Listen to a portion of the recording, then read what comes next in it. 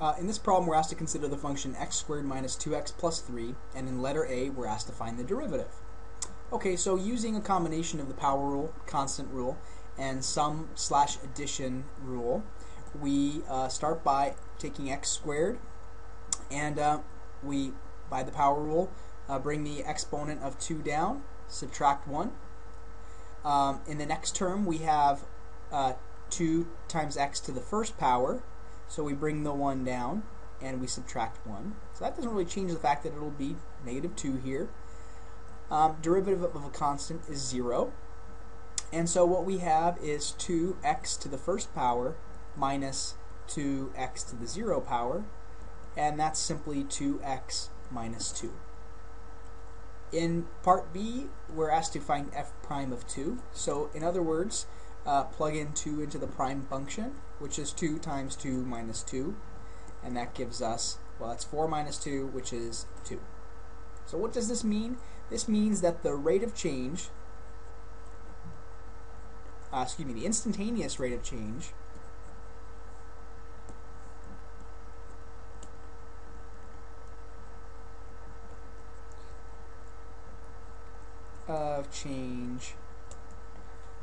at x equals 2 is 2 output units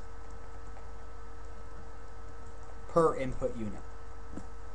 And the reason we have to write that is because we don't necessarily know what the input and output represent because they're given no context. So in other words, right now at x equals 2, it's projected that over the next unit increase in the input, that the output will increase by 2. That's another way of writing it. C, we're asked to determine x so that f prime of x equals 0. Then explain what you have found. So here we're setting the f prime equation equal to 0. So f prime of x represents the slope, and therefore it appears that we want the slope set equal to 0. So we're going to do 0 equals 2x minus 2. There's replacing my f prime of x with 0. And now I'm going to solve, so I'll add 2 to both sides. I'll divide by 2, and I get 1 equals x, or x equals 1. Okay, so what does this mean? Well, we wanted to figure out where the slope was 0, and we found out that a slope of 0 occurred when x was equal to 1. So we could write at x equals 1, the outputs are not changing per input unit increase. So in other words, we have 0 units of the output per 1 unit of the input. And so right now we must be on a curve somewhere where quite possibly, like for example here, you notice that if I were to draw a tangent line to this point, then I would basically get a flat slope. So it's kind of like when you throw an object up, it goes up very quickly and then it slows down and then it starts to fall back down at a slower pace. But at some point up here, it's got to come to a complete stop. So maybe that's what we're seeing here, is an object that's standing in midair on its way back down. D, we want to graph f prime of x and explain what the graph tells us about the rate of change for f of x. So I don't think I have my calculator open. I will go ahead and do that.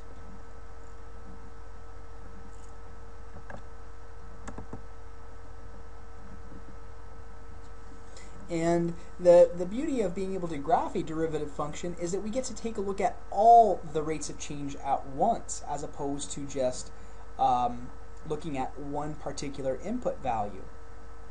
So as we pull this thing up, if my computer gets going quickly here, I'll jump to the next page. So we're going to graph 2x minus 2, and I suppose we could just go ahead and do that by hand.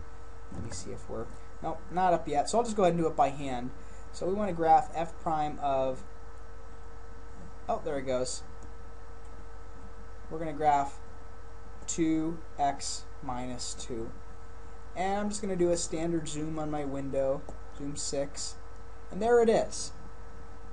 Now, I'm going to go ahead and sketch this anyway. F prime of x equals 2x minus 2 so that I can write on it. So at -2 I have a vertical intercept, and then for every unit of input I go up 2 units of output, and so it begins to look something like this. Okay, well, what are we graphing here? Here we're graphing the input. So here's x. But along the output axis, this is no longer just the output. This is the rate of change, because this is my rate. My input is the input, but my output is the rate of change.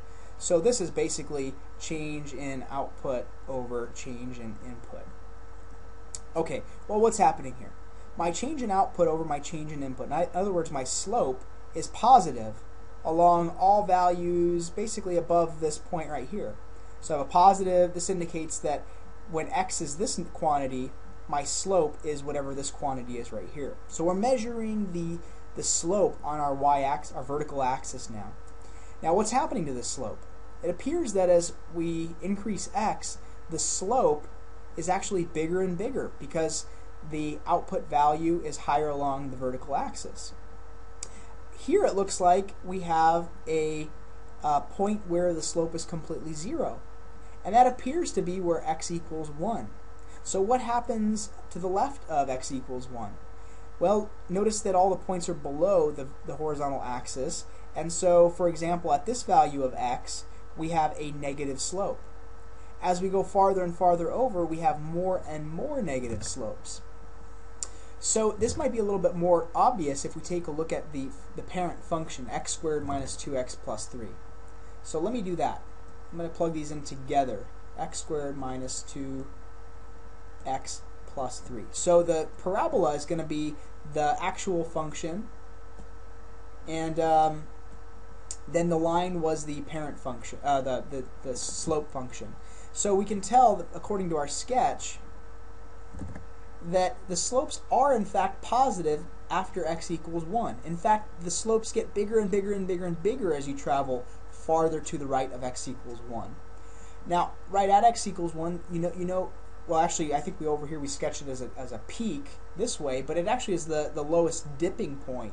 And right about there, just for a slight instant, at x equals 1, there's a slope of 0. As we go farther and farther to the left, we notice that the slopes are negative coming in, and they're more and more negative as we go farther out into the negative x territory, but they get smaller and smaller and smaller. This curve starts to flatten out a little bit as we get closer to 1. So we notice that the slopes are getting less and less and less and less negative until you have a slope here of 0, and then big positive slopes as we go farther out. So a good kind of comparison of the derivative function to the original parent.